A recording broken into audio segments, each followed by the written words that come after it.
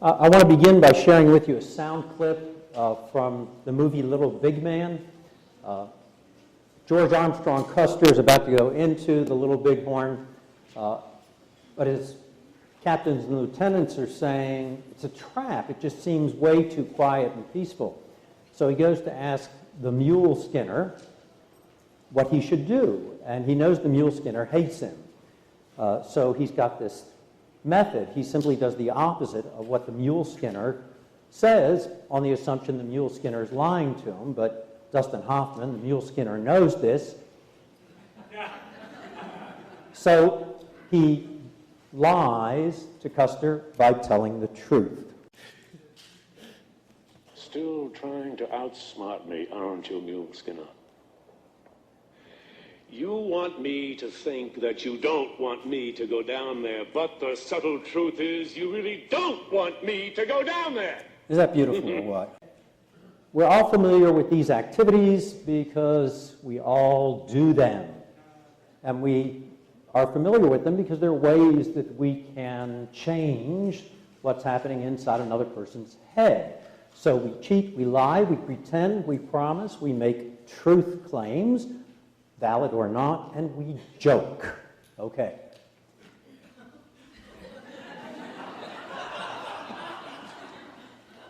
This never fails to get a laugh. It's a joke, right? Okay. You can fool a cat. You cannot lie to a cat. Lying requires language. You can trick your cat. You cannot lie to it. You have language and it does not. We, who have language and introspective, self-reflective awareness, consciousness, as Jaynes frames it narrowly, are the only species we know of who can have thoughts about our thoughts. And we have feelings about our feelings. But not only that, we have thoughts about our feelings, and we have feelings about our thoughts. That's interesting. I'm not going to have you read all this. I just want to show you Ramachandran, whom I want to honor as another, like Merlin Donald, another great interpreter of the impact of culture on consciousness and vice versa. And just the part in the red, he's talking about this I reflecting on me and how weird it is that we can use I as a subject and me as an object. And in the red, in the first box, he calls it a schizophrenic view of reality, the first-person account and the third-person account, which we just shift between in our everyday lives. Here are the examples that I alluded to yesterday and that appear in my book. These should strike us as completely nuts. How can you be beside yourself? What does that mean? How can you not control yourself if you are in charge of yourself? And if you are yourself, who is this I who can't control this other person, myself? What we do constantly is to narratize our lives, balancing between the first person and the third person. Beautiful example, which I'm indebted to a friend of mine years ago, literature professor, who found this in Psychology Today. This is the impact of imagination, to be able to narratize your life forward into an imaginary state which is uniquely human. Not just who we see in the mirror, it's that we can imagine someone else, some other me in the mirror.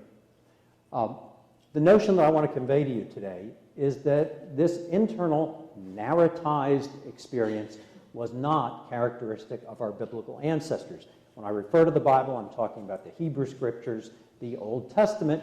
Instead, they divided the parts of the person into a God part and a me part.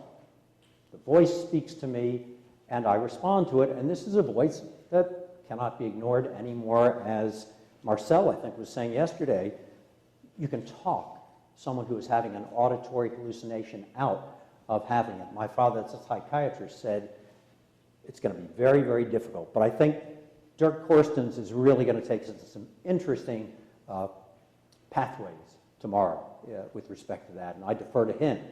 The power of culture is that you can establish, through culture, the way that people organize their own mental life. One is the decision is made by God, who speaks, and the other is my execution of that decision. The other is that the decision source is the I, and then the me or myself carry out the next steps. So all of these things would be interpreted, the hypothesis goes, in the period of the Bible, as not being me and I and myself, but rather being God and me. And indeed, that seems to be what the literature suggests. That's what intrigued me about Jaynes. I went into Hebrew Union College to study philology. I was not interested in becoming a rabbi. I wanted to learn Semitic languages and literatures. I wasn't interested in the Hebrews because they were way too late for me. I was interested in the Sumerians and others who came early on in the period of writing. But I became intrigued by what Jaynes was saying, and one of the things that occurred to me just in recent days, why is it that none of the characters, the writers in the Bible, ever say, I'm so mad at myself? That should be somewhere in the biblical literature, that should appear. And yet it does not. These things are present in the very late books of the Bible, not in the early ones. And the Bible does not present a single monofocused view of reality. It is a text that evolves over centuries, and teasing out the early from the more recent, later texts is part of the craft of the philologists and the person who examines the document. The second to last one, making truth claims, might seem as clearly an activity in the Bible, and we'll come to that in a moment. I don't think it is. Narratization is recent, according to this view, and I just want to echo what Merlin Donald said. It's not that these people weren't smart. They weren't dummies. You can be very, very intelligent without having introspective, self-reflective awareness, as we see when we look through the Bible. I want to also talk about the documentary hypothesis, and I'll give you a nice chart about that in a moment. The premise here is not to say that God has changed over these years. If you do have a God concept, and whatever that concept is, but our understanding of God changes.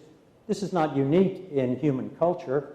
The physical laws of the universe, I think, don't change, but certainly our understanding of them does change. I think the same is true of religion and of theology. So philology is the study of literary texts, written records, the establishment of their authenticity and dating, and their original form, and the determination of their meaning. That's what we human beings do. We are all about meaning. All right, don't get scared by this. Don't freak out.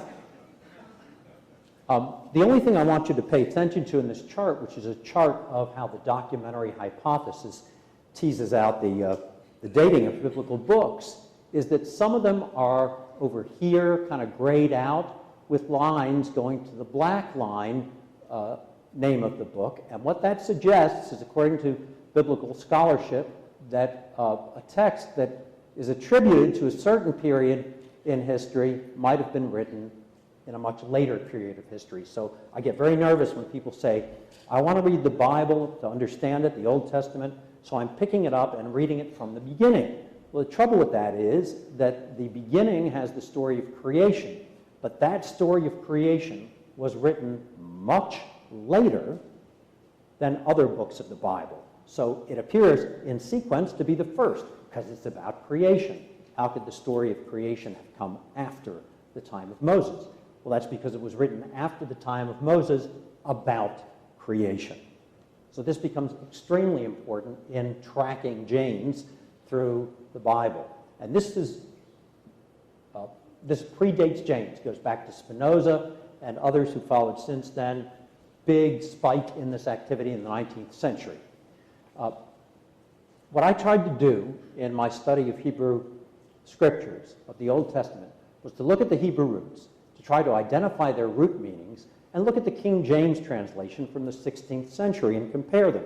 because what I was wondering was whether the King James translators were describing their own understandings of those words rather than the in-place meanings of the words as they appear in the Bible. And if you look at the roots of these Hebrew words, you find that all these things, particularly this one, believe, is more related to cleave to. I love that one because it refers to the nursing of an infant. It is, so to speak, to cleave to the breast, to suck the milk of somebody or something. It's much more basic behavioral activity, which becomes a metaphor to cleave to, but certainly not, I think, in the Old Testament to mean believe. Ruach, right up here, which has the root meaning breath, wind, spirit, is often translated as mind. We see the same thing with nephesh, really refers also to a breath of life. It's translated centuries later in the King James Bible as mind. I think, again, that tells us more about the King James translators than it does about the writers of the Bible. What Peter tells us about Paul says more about Peter than it does about Paul, all right? To borrow from some New Testament characters. Okay. God bless Brown, Driver, and Briggs, who wrote what came to be called the BDB Lexicon. 1907 was the first edition. I've got a first edition of it. This is still today the gold standard of Old Testament lexicography. The Hebrew word here is nephesh. And this particular article was written by Charles Briggs, Union Theological Seminary, who got into a lot of trouble in his denomination for applying this scholarship to the Bible. But good old Briggs, he looks at the word nephesh. He says it's used occasionally for mental acts, possibly also alone, owing to unconscious assimilation by late writers. I mean, he nailed it over 100 years ago, right? The translators are not intentionally mistranslating. They're simply translating in accordance with their culture, which is pretty much what we have to do without a great deal of discipline. These words, if you look in a King James version of the Bible, and it's no great translation, but it is the predominantly used one, these words don't even appear in the King James translation of the Old Testament. If you pick up a concordance and you look for them, listing all the words as they appear, every single location of every single word, this stuff was done by hand. It's before computers. People labored for years, decades over this. You won't find these nouns in a concordance of the Old Testament, or at least not one that tracks the King James Version. Okay? They're suspiciously absent even in the King James translation. These expressions, I would assert, definitely don't appear in any of the early texts of the Hebrew Scriptures, very rarely even in the latest text, the most recent. The subjunctive, to be able to express something contrary to fact as some imaginary possibility. I would have done this, or I could have done that, and certainly should have. I learned a great line from one of my congregants. Some of you may have heard it. She would say, when friends were giving her advice, she'd say, "Don't should on me." You say that very quickly. It's interesting. Okay. This is a page. We're not going to read it, but I just want to show you. Here's a page on the word believe from the Oxford English Dictionary, and it's got a whole separate section on believe in. And generally in usage, when we say I believe, that's different from I believe in. And we're going to talk about believing in a moment. But let me just say here, there is almost never a believe in expressed in the Hebrew Scriptures. It appears in the Torah, in the early part of the Old Testament, when the Israelites are rescued from the sea. There's this miracle in the description of the Bible. When I refer to miracles, I'm not saying they happened. I'm referring to them as literary elements. But the approach of the literature is that the miracle happened. It's the splitting of the sea. The Israelites are redeemed. And the Torah says, and they believed in Yahweh and in Moses, his servant. Now, general usage, we wouldn't use the expression believe in to refer to a person and to a god, but that is precisely what they did. And that's because to believe in means to cleave to. They were rescued by Yahweh, and they said, that's it. I'm with that God. I'm with that leader. So it's loyalty. It is cleaving to. It is not some abstract notion of believing in which did not exist at the time. The question I think is relevant here is not why does Jaynes insist on refusing to see the biblical figures as conscious? The question should be reversed. Why do we insist on seeing them as conscious? And Marcel's going to talk about the presentist fallacy, which is the trap we all fall into. Daniel Dennett said it's like an archaeologist working on pot shards that they discovered at an archaeological site.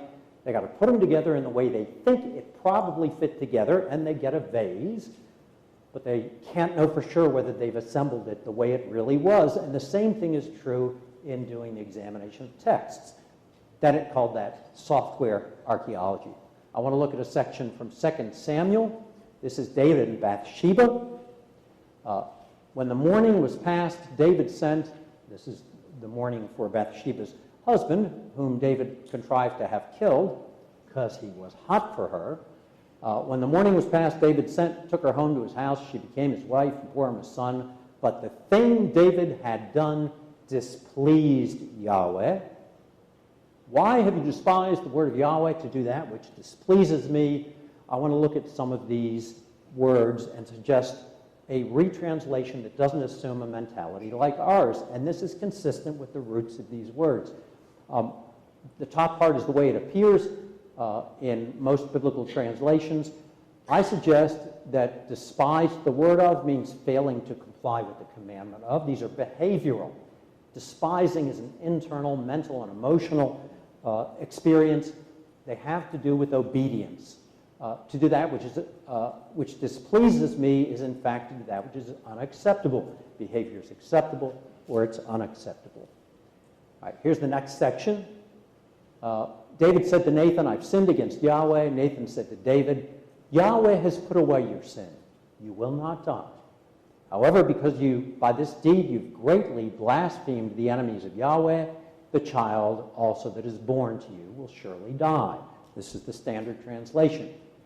What I've done is to make some changes here too. I think sinned against is disobeyed. It's to stray from a path that has been outlined. So it's not sin as we understand it as a state of being. It is a behavior that is unacceptable. Yahweh has put away your sin. This is a particularly interesting root that has to do with passing or moving across. And I choose to translate it as Yahweh has given you a pass, right? To pass from one side of a river to another, for example. And I'm taking out, you will not die. No punctuation in these texts. You have to supply it yourself. The punctuation makes the difference. Because what I'm going to do is take this last few set of words, you will not die, and have it make more sense this way. You will not die. However, because by this deed you have greatly blasphemed the enemies of Yahweh, the child that is born to you will surely die. All right, so we go back. It's not Yahweh has put away your sin, you will not die. And then this other passage, it is you will not die, period, but the son whom you had, who will be born to you, is going to die. That's the penalty. This little expression here, the enemies of Yahweh, makes no sense unless you understand that it's a euphemism. It says the enemies of Yahweh so that the text won't say blaspheming Yahweh. It doesn't mean the enemies of Yahweh, and I came up with a modern example. Anne said she had telephoned her lawyer and blessed him out. It doesn't mean blessed, it means cursed. But even in our own time, we use these euphemisms because we don't want to talk about curses. No such thing as madness or mental illness.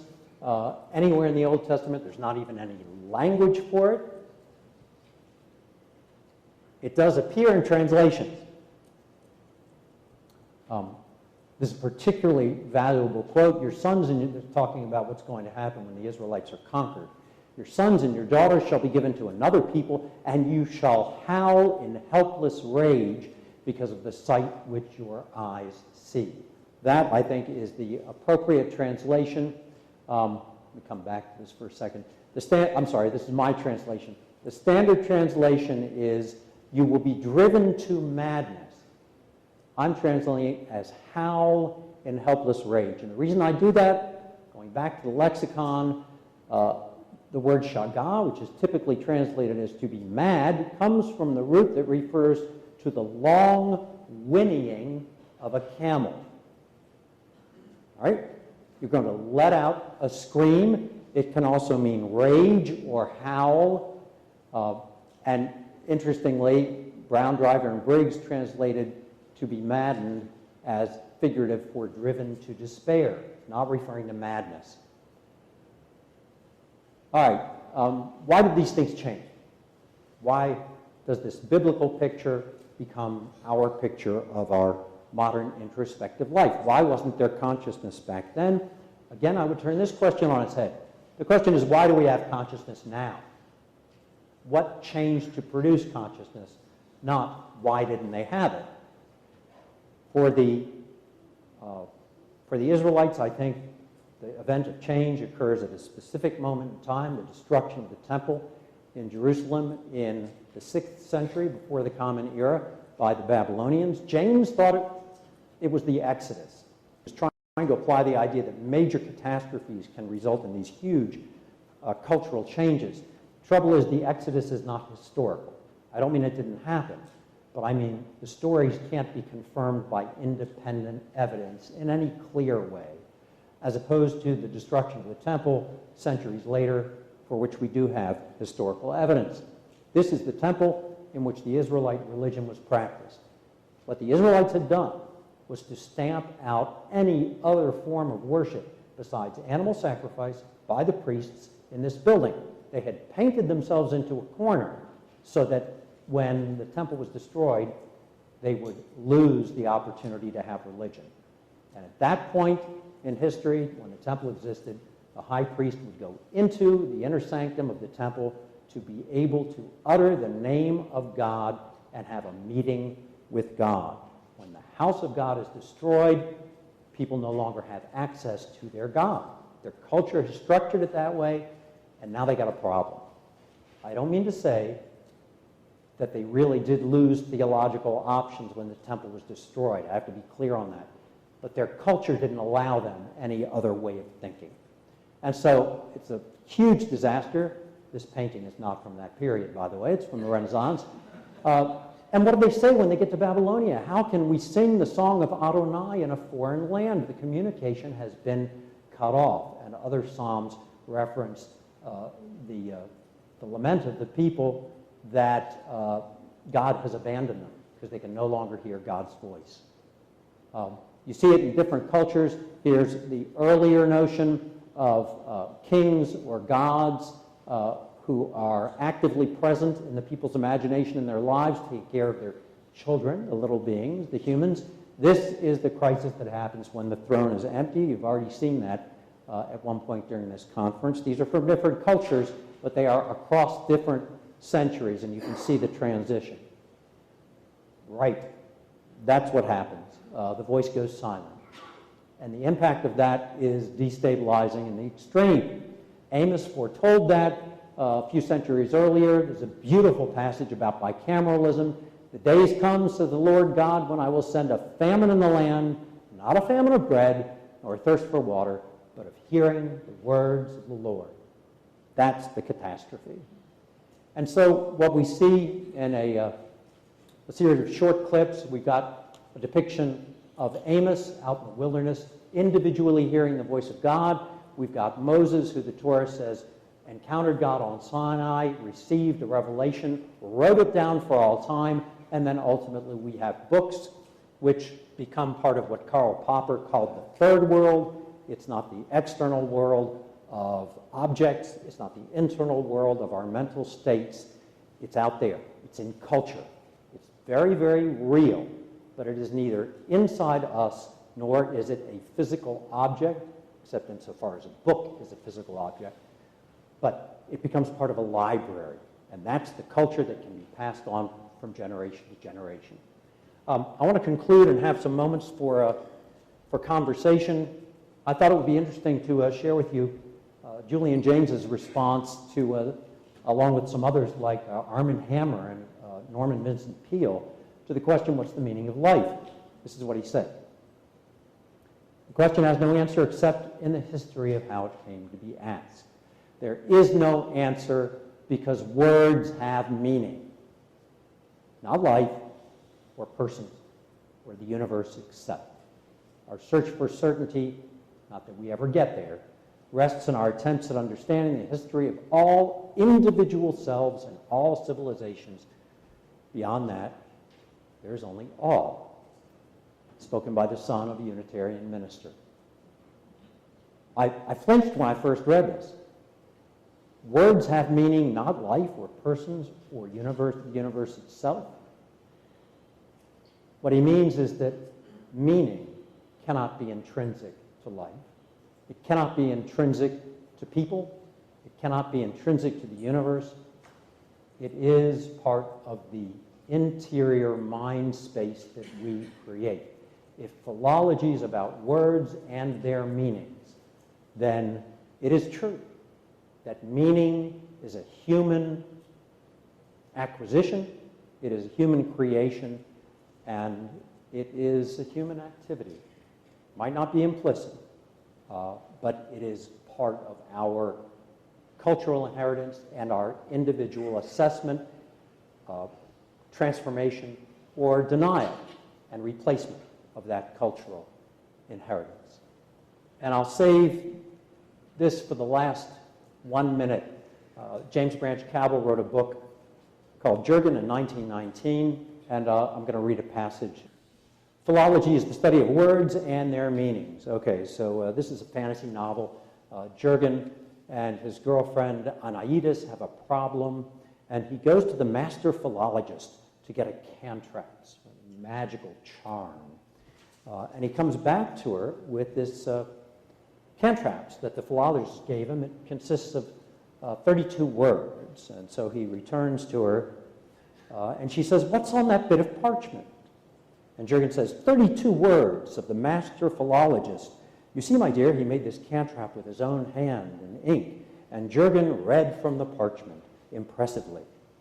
At the death of Adrian V, Pedro Giuliani, who should be named John the 20th, was, through an error in the reckoning, elevated to the papal chair as John the 21st.